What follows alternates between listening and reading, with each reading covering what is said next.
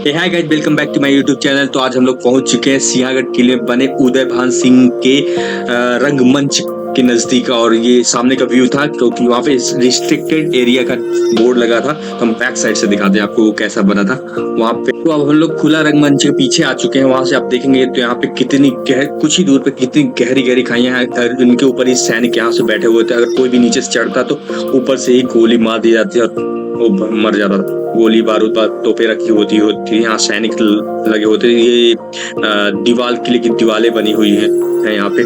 तो ये अब ये जो पीछे आप देख रहे हैं, ये पीछे वो स्थान है जहाँ से तानाजी मालूसरे यहाँ पे चढ़े और फिर तानाजी और उदयभान सिंह के साथ दोनों के साथ युद्ध हुआ, जिसमें ये तानाजी ने उदयभान को मृत्यु के घाट उतार दिया। बट तानाजी की भी मृत्यु हो गई थी इस युद्ध में क्योंकि वो काफी घायल हो गए हैं। आप देख रहे हैं खुला रंगमंच का नोटेशन है कि सामने इधर खुला रंगमंच बना हुआ है। ये वही स्थान खुला रंगमंच जिसको बोला जाता है। यहीं पर उदयभान मतलब अगर वह कोई सांस्कृतिक या संगीत कार्यक्रम होता था तो उदयभान यहीं इसको संपन्न करवाता था। ये वही स्थान है। तो चलिए आपको और नजदीक से दिखाते हैं इसको कि वहां पे कैसे बना था, कैसी व्यवस्था थी वहां पे बनी हुई थी। तो ये देखिए यहाँ पे बैठने की व्यवस्थाएं थी। यहाँ से नीचे आते जाते रोक रहते थे। तो आइए और आगे चलते हैं।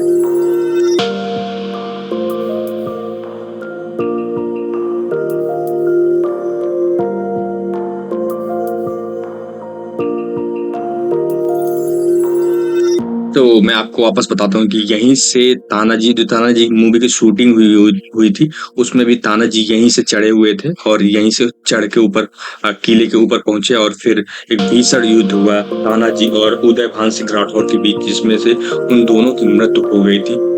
तो और दोनों भी काफी बहुत ही शक्तिशाली थे।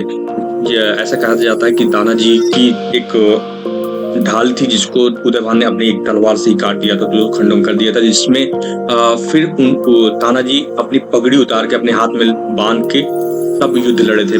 और तानाजी ने उदयभान को मृत्यु के घाट भी उतार दिया और लास्ट में क्योंकि बहुत ही घायल हो गए थे इसको। और इस युद्ध में मराठाओं की विजय और मुगल इस युद्ध को हार गए और मराठा वापस से अपने किले को अपने हाथों में ले लिया।